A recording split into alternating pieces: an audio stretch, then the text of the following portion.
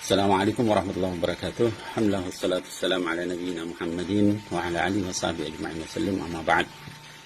Anak-anakku sekalian, jamaah majelis Rasulullah SAW dimanapun berada, para pimpinan majelis Rasulullah SAW di cabang-cabang ya, di seluruh Indonesia maupun di 5 negara, juga pencinta Sayyidina Muhammad dimanapun berada, mungkin juga para habaib, para ulama ya, yang juga concern terhadap tema ini.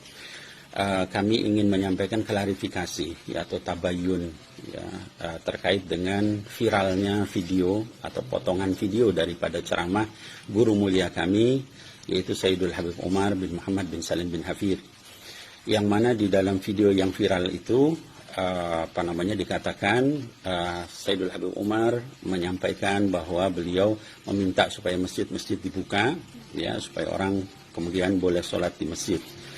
Video itu kemudian menjadi viral ya, dan kemudian menyebar, kemudian disalah tafsiri ya, oleh banyak orang, dan kami melakukan klarifikasi tabayun ya ke Tarim ya, melalui putra sulung beliau yang juga orang kepercayaan beliau, yang juga pimpinan Darul Mustafa sekarang, yaitu Sayyid Salim bin Umar bin Muhammad bin Salim bin Hafid ya, putra sulung Habib Umar bin Hafid.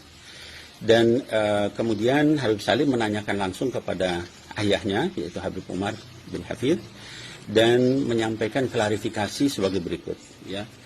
Mohon ini nanti video saya ini jangan dipotong-potong juga, sehingga akhirnya kemudian malah jadi salah paham lagi ya, memperkeruh suasana. Yang pertama, dari hasil klarifikasi Habib Salim kepada ayah beliau, itu Habib Umar bin Hafid, dinyatakan pertama bahwa Sayyidul Habib Umar bin Hafid itu sikap beliau tidak pernah menentang kebijakan, keputusan yang sudah diputuskan oleh Waliul Amri. Ya, Waliul Amri di dalam hal ini adalah pemerintah dan juga majelis ulama. Kalau sudah pemerintah dan majelis ulama sepakat tentang satu hal, maka Sayyidul Habib Umar, ya guru mulia kita, akan sepakat dengan itu. Akan meminta seluruh murid-muridnya dan seluruh orang-orang yang intisab kepada beliau, ya, untuk supaya taat kepada Waliul Amri. Itu nomor satu. Ya, dimanapun, di negara manapun, beliau meminta untuk supaya kita jangan sampai berbeda pendapat tentang satu keputusan yang sudah diputuskan oleh Waliul Amri. Apalagi ini adalah kesepakatan para ulama, itu majelis ulama dengan pemerintah. Itu nomor satu, dimanapun. Jadi kalau nanti ada video-video yang kemudian menyatakan Habib Umar berbeda pendapat dengan pemerintah, maka itu dinasakh, dihapus. Taat kepada Waliul Amri itu nomor satu. Itu kebijakan beliau dimanapun. Ya, beliau selalu mengarahkan murid-muridnya dan juga seluruh orang-orang yang terpaut, terikat kepada beliau untuk taat kepada pemerintah. Itu nomor satu. Ya. Jadi begitu ada yang berbeda, maka kita harus curiga bahwa ini bisa jadi potongan ya, atau tidak lengkap ya, atau dan sebagainya. Kemudian yang kedua, beliau secara jelas, secara tegas ya, menyatakan ketidaksukaan beliau terhadap orang yang memotong-motong perkataan beliau, dipotong, dicuplik, lalu disebarkan sehingga menimbulkan fitnah. Ini beliau sampaikan terus terang ya. Bahkan beliau katakan ya wajib bagi orang yang memotong ceramah beliau kemarin itu lalu menyebarkannya untuk bertobat kepada Allah Subhanahu wa taala. Ini jelas-jelas beliau sampaikan ya. Kemudian yang ketiga, beliau juga menyampaikan ya bahwa apa yang beliau sampaikan kemarin itu di dalam video itu adalah khusus untuk pemerintah Yaman. Saya ulangi, khusus untuk pemerintah Yaman. Ya, kenapa? Karena pada saat itu diduga ada satu orang yang terkena COVID-19. Diduga, belum pasti. Lalu tiba-tiba pemerintah Yaman menyatakan untuk menutup seluruh masjid. Ya. Sementara kegiatan masyarakat masih seperti biasa. Ya.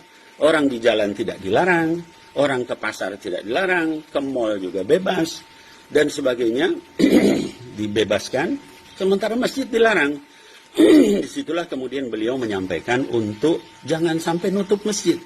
Ya, sementara yang lain dibiarkan. Itu khusus untuk pemerintah Yaman sekali lagi. Dan kasusnya baru satu orang dan belum pasti. Berbeda dengan kondisi di Indonesia yang pada saat ini sudah ribuan orang ya terkena. Ya bahkan ada beberapa ratus orang yang juga meninggal ya dan sebagainya. Itu berbeda sekali ya.